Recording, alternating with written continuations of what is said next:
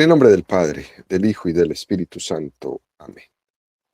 Ven, Espíritu Santo, y llena los corazones de tus fieles, y enciende en ellos el fuego de tu amor.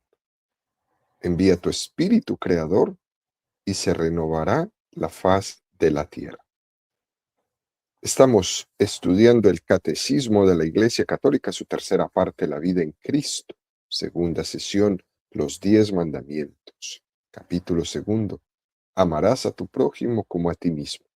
Artículo séptimo, el séptimo mandamiento. No robarás. Continuamos subiendo el monte Sinaí de la mano de Moisés a recibir allá arriba los 10 mandamientos. Son 2.285 metros que mide el monte Sinaí, y el catecismo dedica 505 números al estudio de los 10 mandamientos, es decir, subiremos 4 metros del monte Sinaí por cada número del catecismo que estudiemos. Hoy nos encontramos en el metro 1456 de altura. Damos por terminado en este segundo apartado de este artículo, donde el catecismo ha dedicado 12 números al estudio del tema que tiene como título El respeto de las personas y de sus bienes. Hoy vamos a profundizar en los últimos 2 números de este artículo, el 2417 y 2418, con el tema El respeto de la integridad de la creación. Número 2417 del Catecismo de la Iglesia Católica dice: Dios confió los animales a la administración del que fue creado por él a su imagen. Por tanto, es legítimo servirse de los animales para el alimento y la confección de vestidos. Se los puede domesticar para que ayuden al hombre en sus trabajos y en sus ocios. Los experimentos médicos y científicos en animales son prácticas moralmente aceptables y si se mantienen en límites razonables y contribuyen a cuidar o salvar vidas humanas. Este es un primer número muy interesante. Tiene una afirmación grande sobre la cual necesitamos como profundizar un poco. Dios confió los animales a la administración del que fue creado por él a su imagen. Para decir esto, el catecismo se basa en el libro del Génesis 2, 19, 20. Y Yahvé Dios formó del suelo todos los animales del campo y todas las aves del cielo, y los llevó ante el hombre para ver cómo los llamaba, y para que cada ser viviente tuviese el nombre que el hombre le diera. El hombre puso nombres a todos los ganados, a las aves del cielo y a todos los animales del campo. Mas para el hombre no encontró una ayuda adecuada. Esto es un texto muy hermoso del libro del Génesis, donde vemos que hay una clara diferencia entre los ojos de Dios, del hombre y de los animales. Dios no ha creado a los hombres y a los animales con la misma dignidad. Al hombre lo ha creado a su imagen y semejanza. Y para enfatizar esto, la Sagrada Escritura dice: y los llevó ante el hombre para ver cómo los llamaba, para que cada ser viviente tuviese el nombre que el hombre le diera. Es una imagen muy diciente que quiere enfatizar que Dios hizo al hombre corresponsable de la creación. El poner nombre al otro es tener autoridad sobre el otro. Es como cuando los padres tienen la responsabilidad de ponerle un nombre a su hijo. Te lo pongo porque yo soy tu padre. Porque tengo autoridad sobre ti, sí la tengo. Me ha sido dado de lo alto. Por eso te pongo nombre. Y ese nombre es tener conciencia a qué vocación está llamado. El nombre en el lenguaje bíblico significa la vocación de la persona, aquello para lo que ha sido creado. Eso lo podemos ver en el Nuevo Testamento. Mateo 16:18. Simón, a partir de ahora te llamarás Pedro, que quiere decir piedra, y sobre esta piedra edificaré mi iglesia. Por tanto, esta es la primera afirmación que hace este número 2417, que es importante distinguir la dignidad que existe entre los hombres y los animales. Es verdad que decimos que hay que respetar la creación, hay que respetar los animales, los minerales, etcétera, etcétera. Pero no lo hacemos como lo hacen algunos ambientes ecologistas que reivindican el respeto de la creación desde un punto de partida muy equivocado, como que nosotros estamos al mismo nivel que el resto de la creación, y no es así. Nosotros somos cuidadores de la creación. El perro no me puso mi nombre, yo se lo puse a él. No hay que poner las cosas al revés. Nuestro punto de partida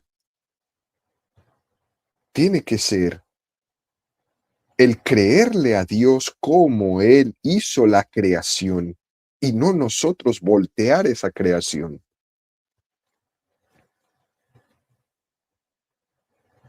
Dios tuvo un orden y cada vez que intentamos hacer algo, desordenamos. Esta locura de mundo en el que estamos en este momento es un desorden ocasionado porque al hombre se le ha ocurrido volverse el ordenador de la creación. Y lo que ha hecho es desordenar lo que Dios solo le dijo que administrara. Dios solo le dijo, administralo, no te adueñes. Aún así, dice el libro del texto del Génesis 2:20, mas para el hombre no encontró una ayuda adecuada. Qué fuerte esto. El hombre en todos los animales de la tierra no encontró alguien con quien ser un tú a tú. No encontró poder un tú a tú con otro animal. Y por eso Dios le tuvo que regalar al hombre una como él. Y posiblemente alguien de nuestros queridos escuchas puede estar diciendo, óigame, pero yo me entiendo a la perfección con mi perro. Incluso alguno podría estar pensando, yo me entiendo mejor con mi perro que con mi esposa. Podría pasar eso. Y subjetivamente hablando, puede haber situaciones y circunstancias en las que uno, con su animal de compañía, haya podido encontrar un apoyo, una ayuda, un conforte que le ayude para su equilibrio personal o para su equilibrio interior. Sí, puede ser. Pero sería desequilibrado que le diéramos al animal una categoría de un tú, de una relación personal de intimidad, porque eso no pasa, no puede ser, aunque uno mismo se lo diga. El perro, el gato que tanto amamos no es un tú, es un animal. El tú es un ser humano como yo. Y eso no quiere decir que no ame, que no quiera, que no respete a mi animal. Claro que sí, lo amo, lo quiero y lo cuido, pero no es un tú. Y no puedo yo cambiar la creación. Que encontremos mejor relación con un perro que con nuestra familia. Habrá que reconocer humildemente nuestra falta de relación normalizada con nuestro prójimo.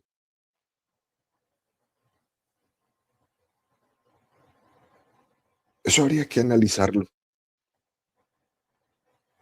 Habría que preguntarse qué pasó aquí. Está bien que uno pueda tener un animal de compañía, sí, está muy bien. Pero si se convierte en un sustituto o en un sucedáneo de las relaciones personales que debería tener con mi prójimo, eso es un mal asunto que hay que analizarlo. ¿Y cuántas personas vemos que están solas en la existencia y solo tienen un perro a su lado o un gato o cualquier animal? Es impresionante esto.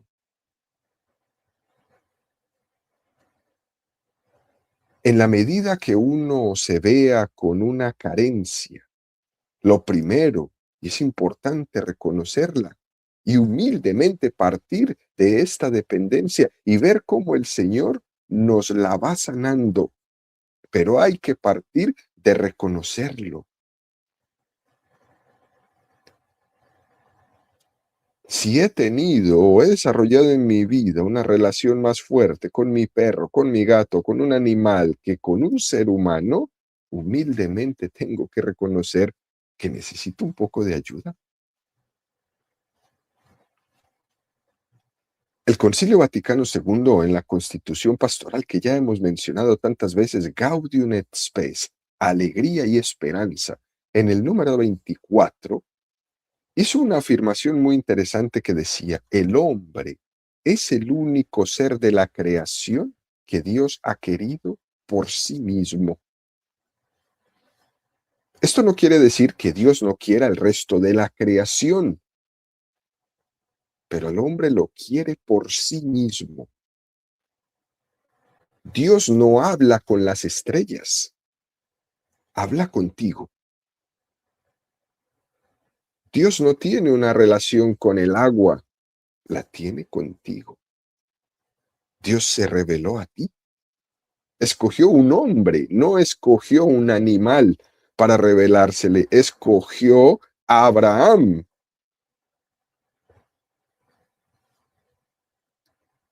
Por tanto, existe entre nosotros una especie de ecologismo mal fundamentado, porque la reivindicación ecologista es importante fundamentarla bien en nuestra vida, queridos amigos, porque hay una corriente mundial ecológica que quiere dignificar los animales de una manera tan alta que ha desdignificado al hombre. Y eso es muy, muy erróneo.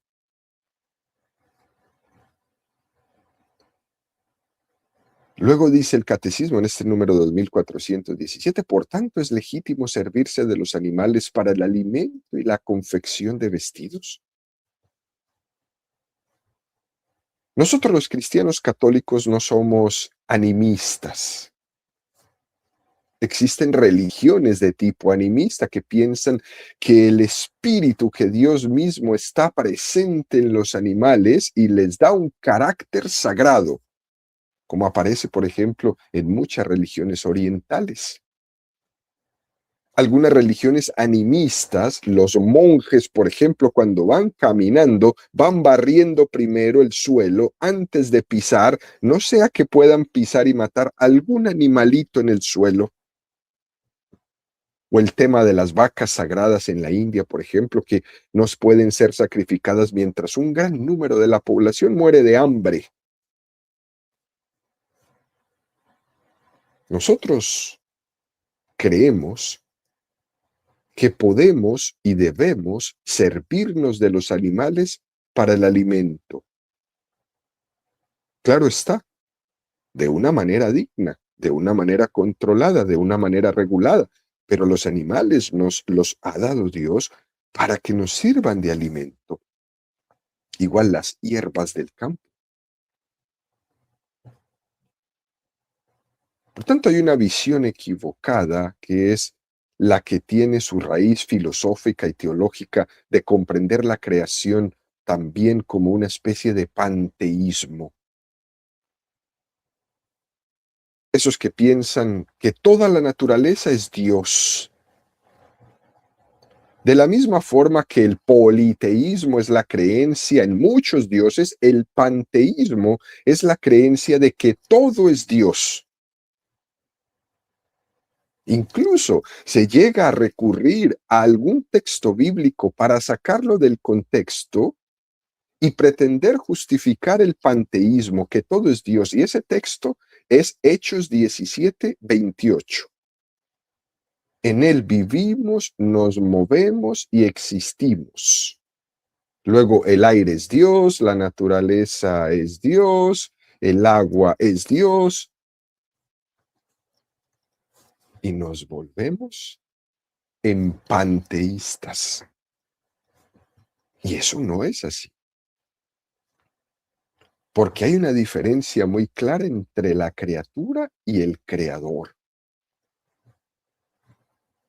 O cuando se dice eso por ahí que se escucha que somos una chispa divina, somos energía, no podemos interpretarlo como que somos un pedazo de Dios.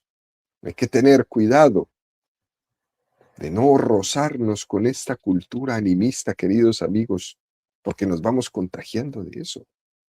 Y como somos una chispa divina y nos tenemos que llevar de energía, van las personas y se compran pirámides y se las ponen aquí, se quitan las cruces de sus cadenas y se ponen pirámides para llenarse de energías y ponen en sus casas pirámides en sus ventanas para que se llene de energía la casa, etcétera, etcétera. Pero vivimos mal. ¿Para qué quiere una casa tan llena de energía si tu vida personal es un caos? También están esas corrientes de tipo vegetariano que no son por motivos morales, por no sacrificar animales. Eso no pertenece a la sensibilidad cristiana. Y no estoy diciendo que ser vegetariano sea algo mal, no, no, no. Alguien puede ser vegetariano por otros motivos, por ejemplo, por motivos de salud. Pero mezclar el ser vegetariano con una sensibilidad religiosa, eso no va. Luego dice este número 2417, si los puede domesticar para que ayuden al hombre en sus trabajos y en sus ocios. Esto no es contrario a la dignidad del animal, porque ese animal ha sido puesto al servicio del hombre para que nos ayuden. Cuando los caninos los domestican para ser policías, es una cosa maravillosa, como el animal le ayuda al hombre, cómo se vuelve un perro policía el mejor buscador, por ejemplo, de las drogas, con su capacidad de olfatear. Pero eso hay que hacerlo con mucho cuidado. Pero el hombre tiene ese permiso de domesticar para que le ayude en sus trabajos, para que le ayude en sus labores. Y los animales tienen muchas capacidades. Nosotros los que vivimos en estas ciudades tan grandes, estamos en una generación que ha humanizado al animal. Muchas personas en nuestra cultura urbana no ha conocido nunca la cultura rural, una cultura en peligro casi de desaparecer por el crecimiento de las ciudades enormes. Y hay generaciones que no han conocido el campo y no han tenido una relación normal con los animales. Y entonces, ¿qué hacemos los de las ciudades grandes? Hacemos los animales humanos. Quien ha nacido en el campo y ha visto el equilibrio con el que ha vivido el hombre con los animales y con la naturaleza, se da cuenta de esto. y no se acompleja ni tiene líos interiores. Cuando tiene que comer un animal, cuando tiene que sacrificar el animal, la gallina, el cerdo, la vaca. El hombre del campo ha vivido esto con mucha naturalidad. Pero curiosamente, cuando crece la vida urbana, se crean un montón de prejuicios y de valores con bastantes desequilibrios y entonces se humanizan los animales para que vivan en la urbe como humanos. Y ve usted perros vestidos. Usted no va a ver un perro vestido en el campo nunca. En la ciudad sí, y con las uñas pintadas. A veces hablamos de los animales en términos personales, los humanizamos, y esto conlleva que los jóvenes que no han tenido una relación normalizada entre el hombre y el animal, los consideren igual que ellos. Y por esta falta de cultura rural, de campo, hay contrastes muy grandes con nuestra cultura urbana. Tratamos a los animales como personas y a las personas como animales. Y esto forma parte del desequilibrio de nuestra generación. Génesis 9:1-4. Dios bendijo a Noé y a sus hijos y les dijo: sed fecundos, multiplicaos y llenad la tierra. Infundiréis temor y miedo a todos los animales de la tierra y a todas las aves del cielo y a todo lo que rapta por el suelo y a todos los peces del mar. Quedan a vuestra disposición.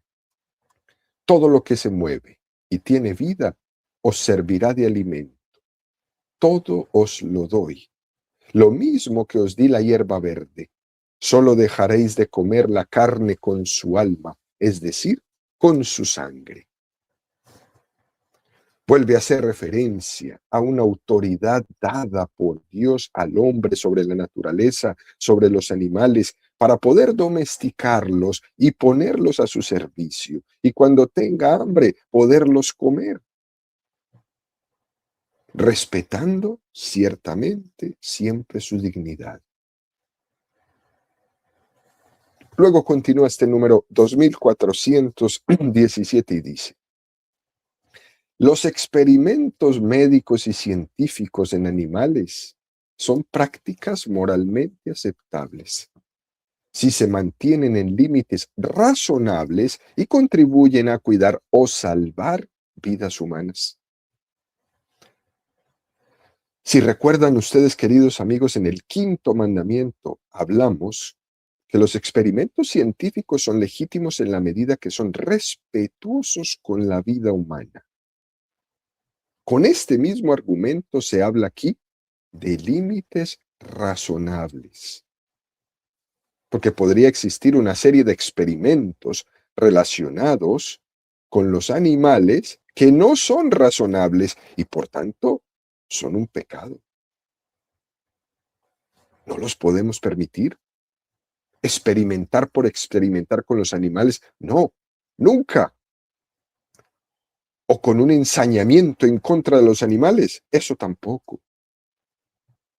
O con el sacrificio y el dolor y el sufrimiento de los animales por sí, tampoco. Debe de ser cualquier experimento con una finalidad clara y contrastada.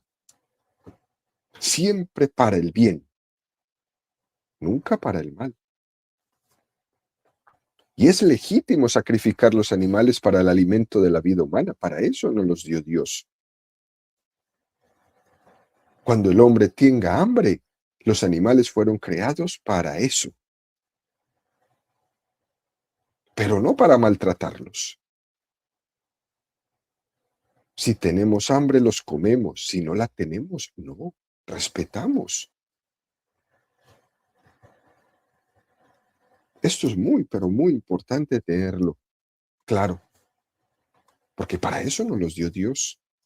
Génesis 9:1-4. Esto no lo podemos olvidar para dar el justo equilibrio a todas las cosas.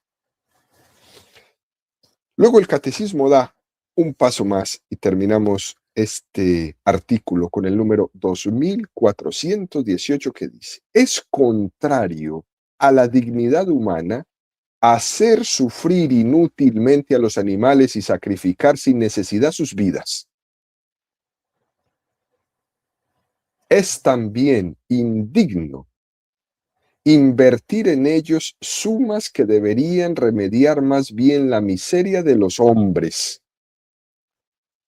Se puede amar a los animales, pero no se puede desviar hacia ellos el afecto debido únicamente a los seres humanos. ¿Qué número más claro este que nos regala el catecismo? Tres afirmaciones importantísimas. La primera que hace el catecismo es decirnos, es como ponernos un semáforo en rojo que diga: es contrario a la dignidad humana hacer sufrir inútilmente a los animales y sacrificar sin necesidad sus vidas. Fíjense cómo nosotros también somos defensores de los animales. Nos deshumaniza hacer sufrir los animales inútilmente. Contrario a la dignidad humana. No dice que sea contrario a la dignidad de los animales, dice contrario a la dignidad humana. Porque Dios le ha pedido al hombre que sea señor de la creación, no destructor de la creación. Por eso, frente a los animales, nosotros no podemos ser déspotas. Puede ocurrir que el hombre esté proyectando sus crueldades con sus animales, eso está mal. Haciendo un juego con ellos, eso está mal. Así como no se permite hoy día que se hagan luchas de gladiadores, pues tampoco pueden haber luchas de animales. Porque entonces lo que estoy haciendo es que mi violencia interior la proyecto en los animales y eso es inmoral. Todos somos conscientes de las famosas peleas de perros, de las peleas de gallos, de los toros, de lanzar la cabra desde la torre y otras costumbres que se hacen con animales, que son realmente innecesarias. Y peor todavía cuando se practican de forma ilegal y clandestina. ¿Cuánto qué decir de esto? De las apuestas inmorales, eso es un pecado. Matando los animales en esas peleas de perros y de gallos, etcétera, etcétera. Segunda afirmación, es también indigno invertir en ellos sumas que deberían remediar más bien la miseria de los hombres. No es equilibrado que alguien se esté gastando en un animal mucho más que en sí mismo. Y eso hay que analizarlo. Invierten sumas de dinero enormes en cuidar un animal y resulta que su abuelita está pasando penurias. Pero tienen al perro vestido, tienen al perro pintadas las uñas, tienen al perro durmiendo en su propia casa y su abuela muriendo de hambre allá en su rancho. Y eso debe de encender una voz de alarma en nuestra vida. Es indigno invertir en los animales sumas que deberían remediar más bien las miserias de los hombres. Es lo que hemos dicho en el número anterior. Personalizamos a los animales y animalizamos a las personas. Y eso es un desorden.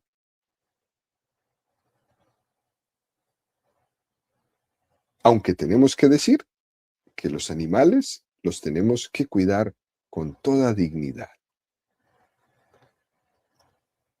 Tercera afirmación. Se puede amar a los animales. Mira qué afirmación tan hermosa da el catecismo. Se puede amar a los animales. pero no se puede desviar hacia ellos el afecto debido únicamente a los seres humanos. Amar a los animales sí, porque todo lo que Dios ha creado es bueno.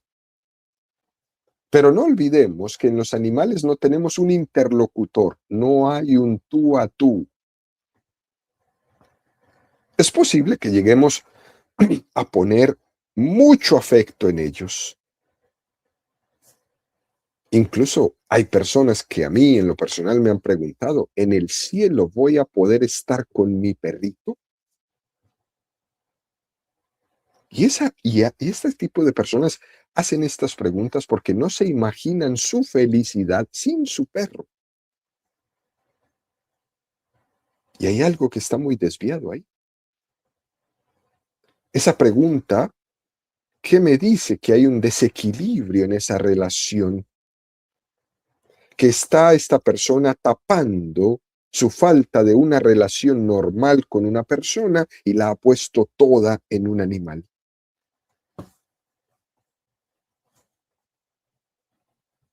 En el año 2008, el Papa Benedicto XVI decía en un encuentro con unos seminaristas y con unos sacerdotes hablando del tema de la ecología.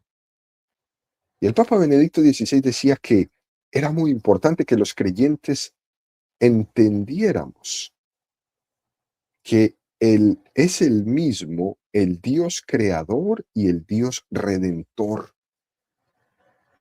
Porque en las décadas anteriores, a los años 2000, en la teología se había intentado silenciar un poco el tema de Dios creador, porque veníamos de toda esa corriente de rechazar a ese Dios grande, todopoderoso, creador, ese Dios que es paternal, y toda esta campaña mundial que se hizo en contra del Padre, en contra de la persona del papá, en contra de la autoridad o de una autoridad, y les decían machistas y que Dios es machista. Bueno, pues con toda esa campaña se intentó no hablar tanto de este Dios creador.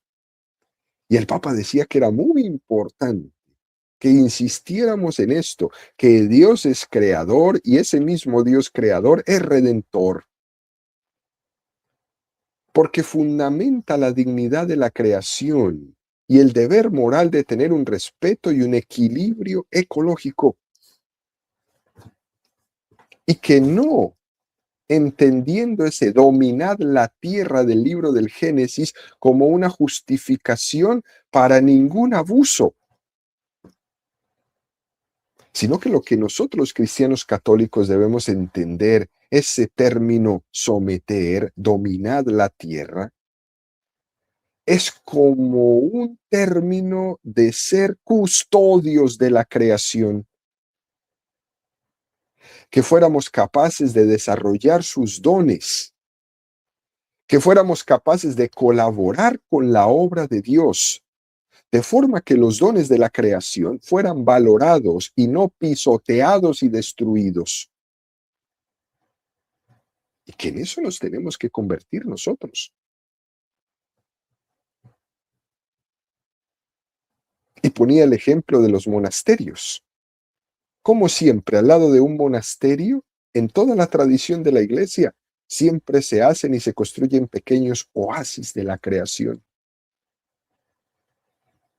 Porque los monasterios han sido lugares en los que el encuentro con Dios también ha llevado a un cuidado muy delicado de la creación, a un cuidado de los animales en su proporción. En el texto famoso del capítulo 8 de la Carta de los Romanos de San Pablo, cuando les dice, la creación gime con dolores de parto y espera ser liberada. Tenemos que aplicar eso de que la creación está expectante por su liberación y nosotros somos los que la liberamos, tratándola con respeto y con delicadeza. Toda la creación, toda entera, superando como el consumo brutal al que nos está llevando esta cultura materialista consumista. Y decía el Papa, El consumo brutal de la creación comienza donde no está Dios, donde no está Dios. Por tanto, queridos amigos, en conclusión, estos dos números del catecismo nos crean una ocasión propicia para nosotros examinar nuestra conciencia en cómo le damos a cada cosa de la creación su justo valor.